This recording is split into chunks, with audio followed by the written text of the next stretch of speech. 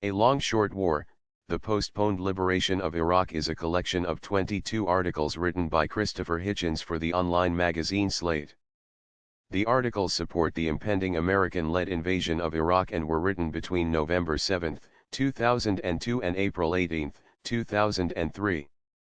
In the preface, Hitchens is typically unapologetic about his pro-invasion stance, a stance which solidified the author's break with the anti-war leadership of the American left, stating, "I began from the viewpoint of one who took the side of the Iraqi and Kurdish opposition to Saddam Hussein, who hoped for their victory, and who had come to believe that the chiefest and gravest mistake of Western and especially American statecraft had been to reconfirm Saddam Hussein in power in 1991, Hitchens v.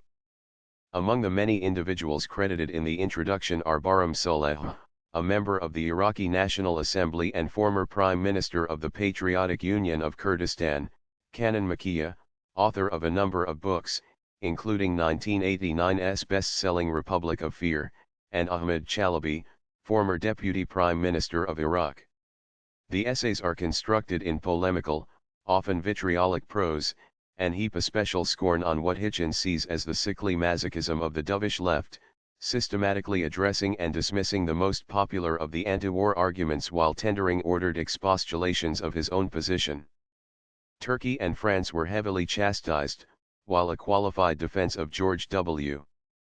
Bush is mounted, in one essay against the charge that the U.S. president merits the appellative cowboy and in another that he rushed his nation into war. I used to call myself a single-issue voter on the essential question of defending civilization against its terrorist enemies and their totalitarian protectors, wrote Hitchens in 2008, and on that issue I hope I can continue to expose and oppose any ambiguity.